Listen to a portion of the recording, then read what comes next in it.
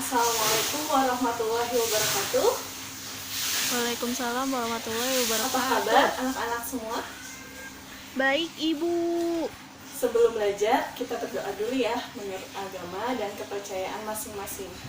Silahkan ketua kelas memimpin. Siap, berdoa dimulai.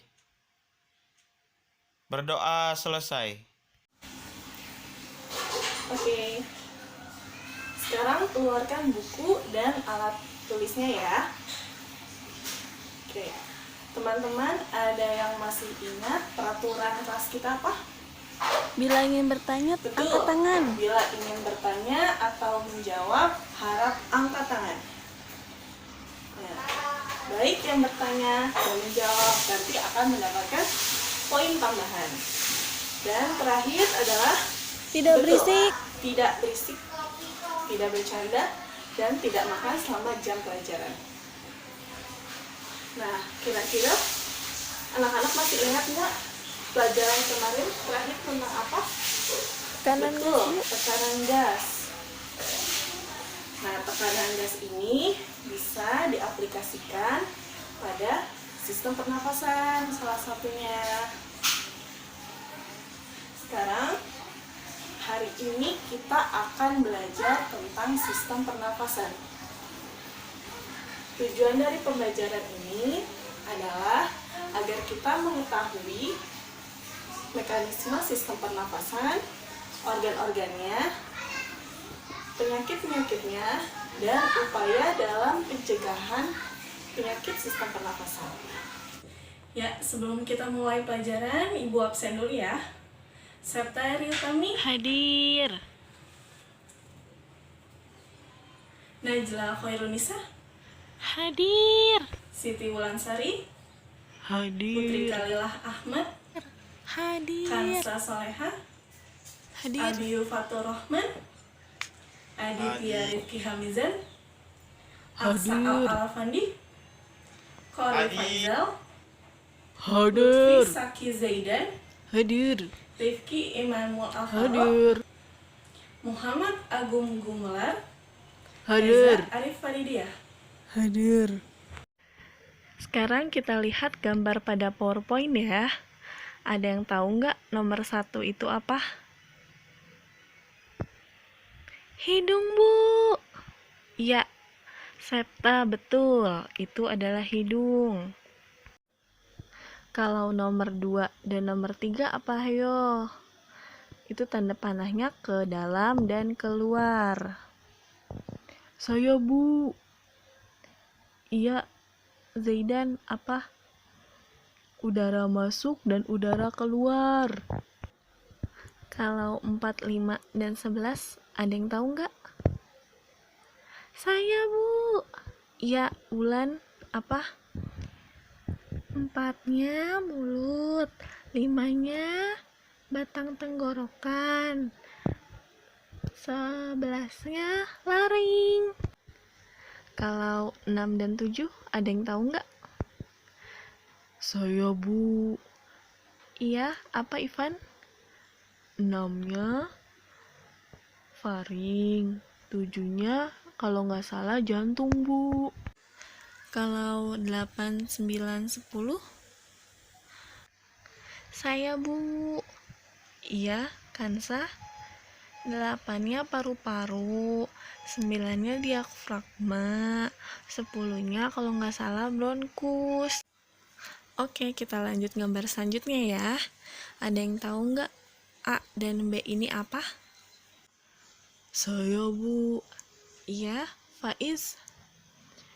A-nya bronkiolus, B-nya alveolus.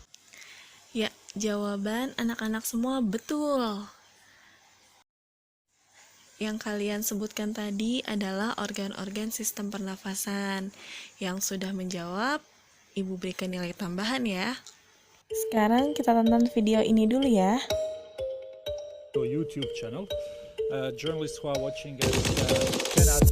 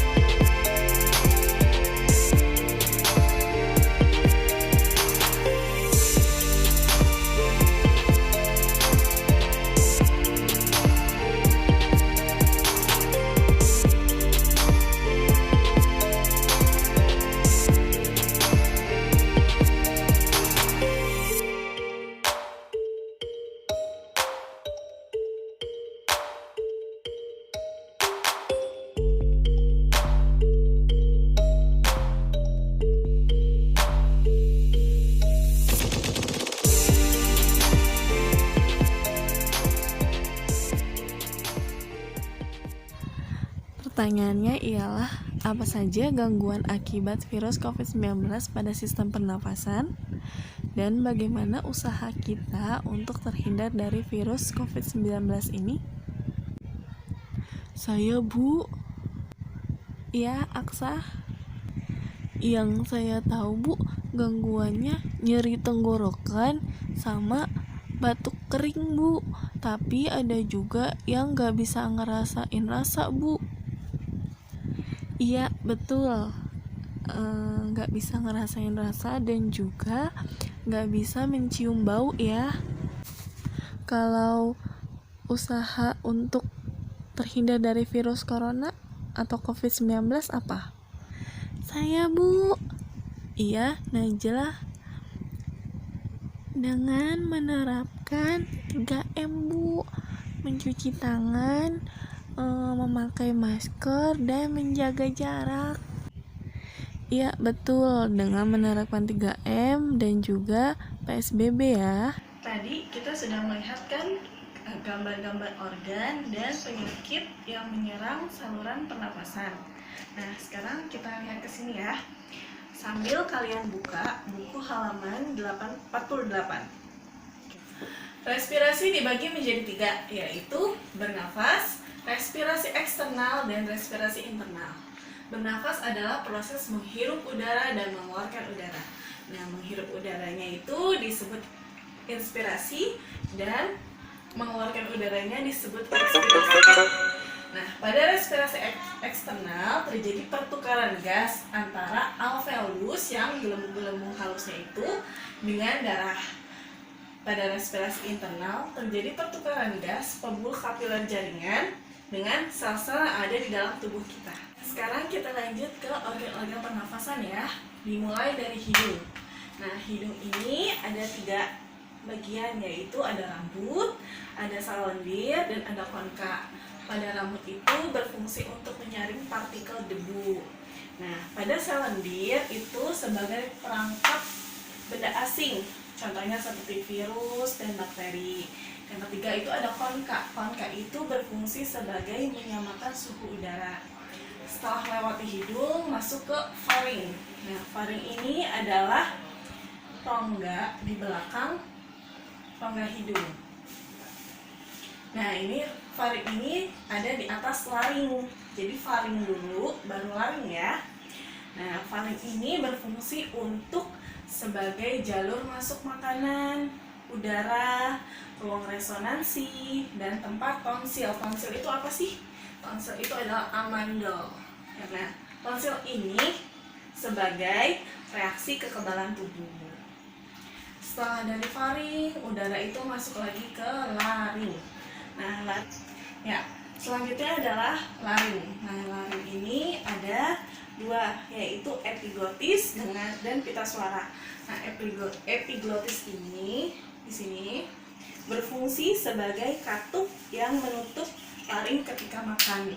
Jadi pada saat makan kita tidak masuk ke dalam saluran sistem pernafasan. Jadi dia akan masuk ke sistem pencernaan. Nah, ada juga pita suara. Pita suara ini yang akan menghasilkan gelombang suara. Setelah dari laring, masuk ke dalam trakea. Trakea ini adalah batang tenggorokan. Terdapat silia. Jadi di dalamnya ini ada silia atau bulu-bulu halus.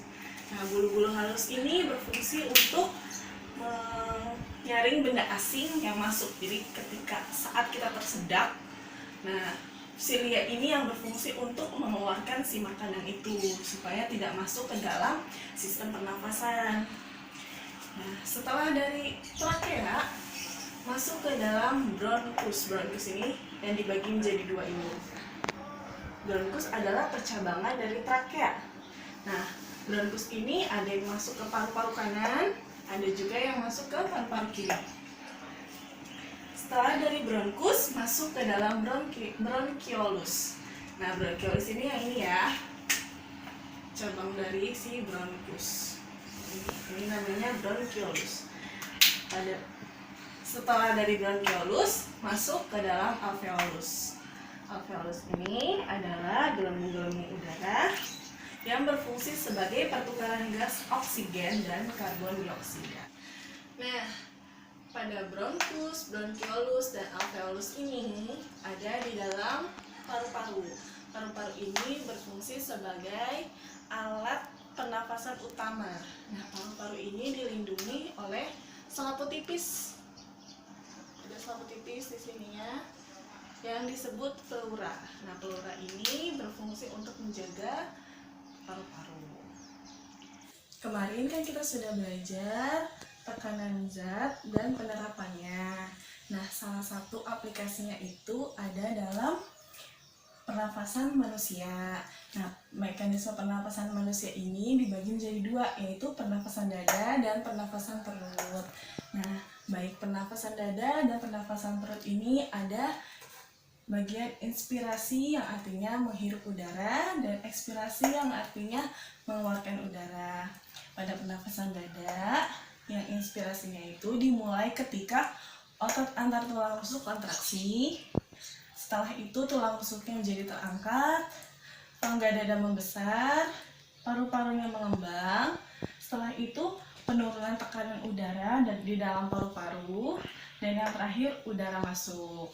Nah, pada saat ekspirasinya sama seperti inspirasi, cuma kebalikannya. Otot antar tulang rusuknya menjadi relaksasi, tulang rusuknya turun, rongga dadanya menjadi mengecil, volume paru-parunya itu berkurang, peningkatan tekanan udara di dalam paru-paru dan udara keluar. Nah, pada pernapasan perut, inspirasinya itu otot diafragmanya kontraksi, rongga perutnya menjadi turun, rongga dadanya membesar, paru-parunya mengembang, tekanannya mengecil, dan udara masuk. Nah, pada pernapasan perut, ya ekspirasinya sama seperti inspirasi, tetapi kebalikannya ya sifatnya ya. Jadinya otot diafragmanya relaksasi, rongga perutnya itu normal, rongga dadanya mengecil, paru-parunya volumenya berkurang, tekanan udaranya itu menjadi membesar, dan yang terakhir udara keluar. Nah, tadi kan kita sudah belajar mekanisme pernafasan pada manusia. Sekarang kita belajar gangguan sistem pernafasan ya. Ada 7 kurang lebih. Yang pertama ada influenza. Influenza ini biasa ditandai dengan batuk, pilek, demam. Selanjutnya ada tonsil.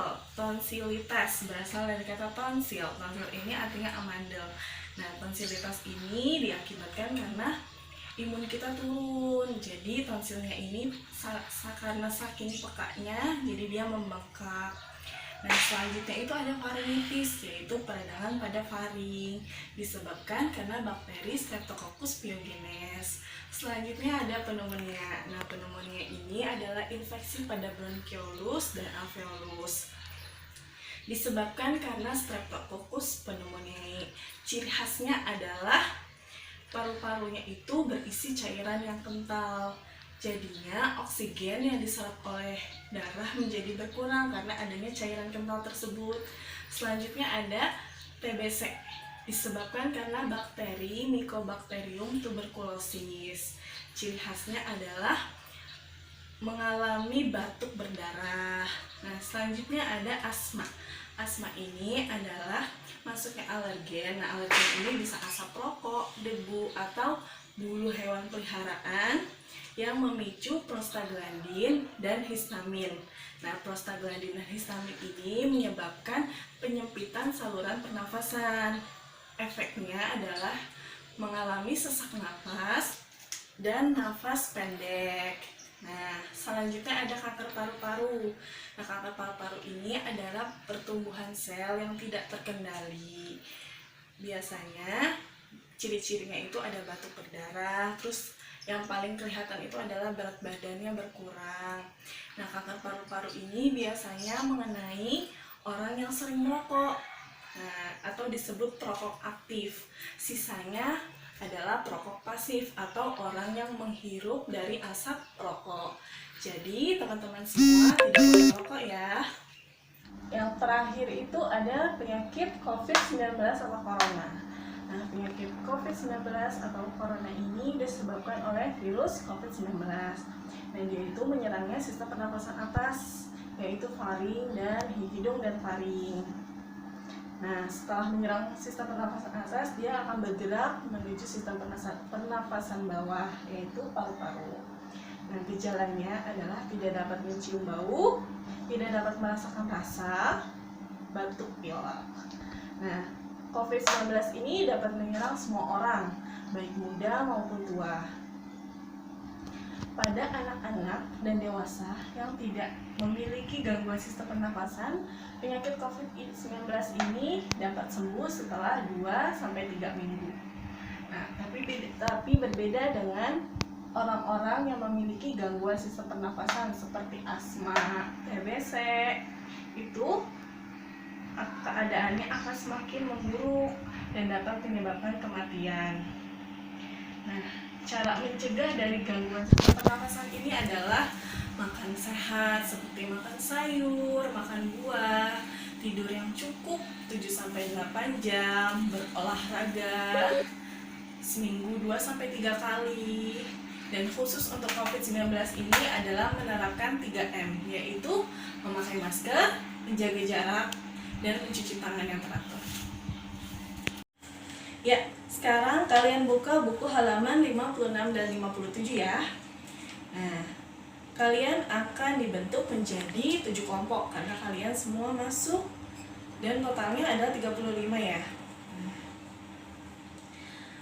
Nah, dalam satu kelompok ini ada 2 yang sebagai dihitung atau pasien dan 2 orang sebagai yang menghitung dan 1 orang yang sebagai mencatat ya. Nah, coba kalian lihat halaman 57-nya. Jadi faktor yang mempengaruhi frekuensi pernafasan.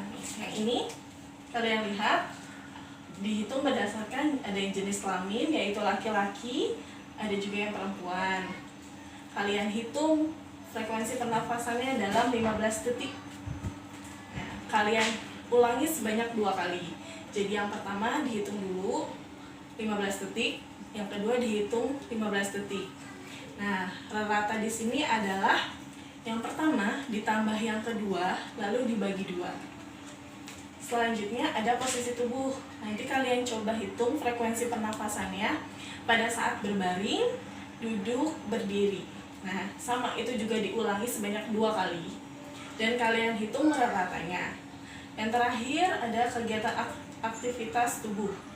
Ada duduk, berjalan selama 1 menit dan berlari selama 1 menit. Sama itu diulang sebanyak 2 kali dan dihitung ratanya.